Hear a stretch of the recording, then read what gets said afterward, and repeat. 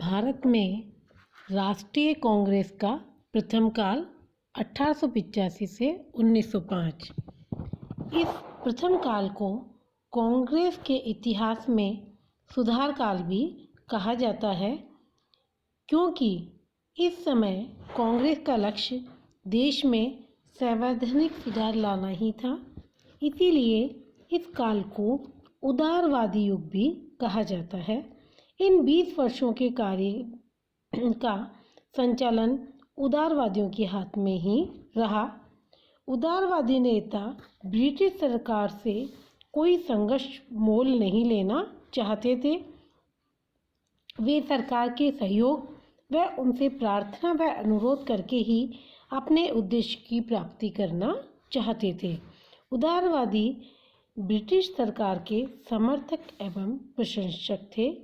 वे British शासन को भारतीयों के लिए एक वरदान मानते थे। अतः ब्रिटिश सरकार के स्थायित्व में ही वे भारत का कल्याण समझते थे। इस प्रकार के विचार भारतीय राष्ट्रीय कांग्रेस के प्रथम अधिवेशन में ही स्पष्ट होते हैं, जिसमें इसके अध्यक्ष WC बनर्जी ने इस प्रकार निम्न उद्देश्य स्पष्ट किए। पहला, देश के हितों की रक्षा करने वाले भारतीयों के मध्य संपर्क व मित्रता बढ़ाना। दूसरा, देश प्रेमियों के मध्य जाति, संप्रदाय तथा प्रांतीय पक्षपातों की भावनाओं को दूर करने और उनमें राष्ट्रीय एकता की भावनाओं को विकसित करना। और तीसरा, यह निर्धारित करना कि आगामी वर्षों में भारतीय लोकहित के लिए किसी दिशा में और किस आधार पर कार्य करेंगे। स्पष्ट है कि पहली बार कांग्रेस में राष्ट्रीय मांगों के समर्थन में प्रस्ताव पारित हुए और इन प्रस्तावों में कहीं भी अंग्रेज विरोधी भावना व क्रांति के लक्षण निहित नहीं होते। स्पष्ट है कि विचार संतुलित और उदारवादी थे। कांग्रेस के लक्ष्य भी सीमित थे।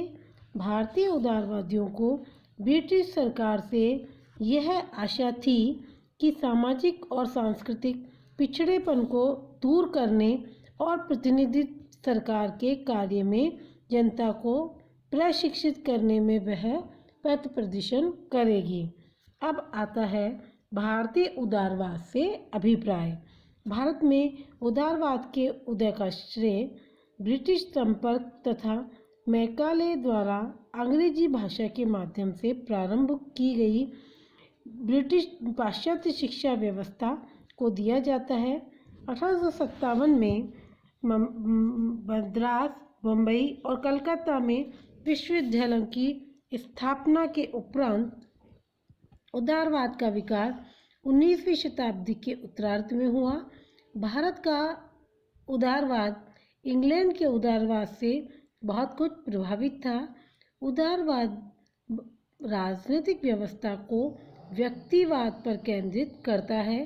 प्रत्येक व्यक्ति को नैतिक उपादेयता को उदारवाद ही उभारता है और यही कारण है कि यूरोप में उदारवादी विचारधारा पुनर्जागरण के समय भी विद्यमान थी। भारतीय उदारवाद विवेक, वैचारिक स्वतंत्रता, सहिष्णुता, प्राकृतिक अधिकार, समानता और प्रगति में विश्वास करता है। भारतीय उदारवादियों का चिंतन पाश्चात्य उदारवादियों से प्रेरित होते हुए भी कुछ अर्थों में भिन्न था। भारत के उदारवादी चिंतक आर्थिक क्षेत्र में उन्मुक्त व्यापार की नीति के स्थान पर राज्य द्वारा देश के आर्थिक क्रियाकलापों को नियमित एवं संरक्षित रखने के पक्षपाती हैं। भारतीय उदारवादी ब्रिटिश सरकार का विरोध कर कुछ प्राप्त नहीं कर सकते थे। भारतीय उदारवाद हिंसा में कोई विश्वास नहीं रखता। हिंसा के स्थान पर उदारवादी साहस जुटाने व कष्ट उठाने के पक्षधर भी नहीं थे।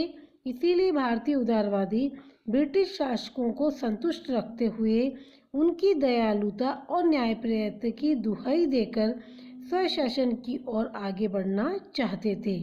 वे इसकी प्राप्ति के लिए आंदोलन का मार्ग अपनाकर जेल की यातनाएं सहन करने के लिए भी तत्पर न थे।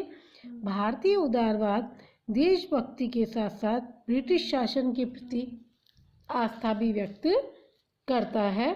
इसी कारण भारत के प्रमुख उदारवादी ब्रिटिश सरकार के परम भक्त थे और उनको सरकार की न्यायप्रियता में गहरा विश्वास था।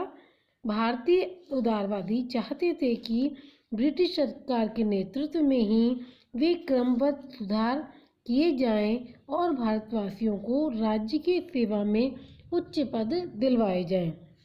भारतीय उदारवाद ने स्वशासन प्राप्ति का लक्ष्य अवश्य निर्धारित किया, परंतु यह लक्ष्य दूरस्थ समझते हुए भारतीय उदारवाद इस दिशा में धीरे धीरे आगे बढ़े। उदारवादियों का मानना था कि स्वशासन के लक्ष्य की प्राप्ति से पूर्व स्थानीय स्वायत्त संस्थाओं में अधिकाधिक प्रतिनिधित्व प्राप्त करना चाहिए। वस्तुतः भारतीय उदारवाद ब्रिटेन के साथ घनिष्ठ संबंध बनाए रखने और भारत के लिए वो इस कदम को हितकर समझते थे। इसीलिए भारतीय उदारवादी प्रथम इंग्लैंड के उदारवादी दल के बाद में श्रमिक दल से सहायता प्राप्त करने की आशा करते थे। लॉर्ड रिपन के स्थानीय स्वशासन संबंधी सुधारों से भारतीय उदारवादी अधिक आशावान हो गए। अतः यह स्वाभाविक ही था कि उदारवादी भारत की प्रगति के लिए इंग्लैंड के साथ संबंध बनाए रखना देश के लिए के हित में ही नहीं वरन अपरिहार्य मानते थे। परंतु भारतीय उदारवादी नेता ब्रिटिश साम्राज्य के यथार्थ को समझ नहीं सके। इसी कारण वे भारतीयों को ब्रिटिश शासन के राजभक्त तथा ब्रिटेन से संबंध रखने पर उन्होंने जोर दिया और इस तथ्य से अवगत थे कि उनकी पार्टी अभी जनसाधारण का प्रतिनिधित्व नहीं कर सकती, केवल उनकी शिकायतों की व्याख्या कर रही है, वह भी विशेषकर उच्च वर्ग के लिए। सीधा सा अर्थ है कि इस समय तक भारतीयों के मन में ये था कि वे ब्रिटिश शासन के अधीन रहते हुए ही शासन में सुधार के विचार बनाएं, जिसकी चर्चा हम अगली कक्षाओं में भी करेंगे।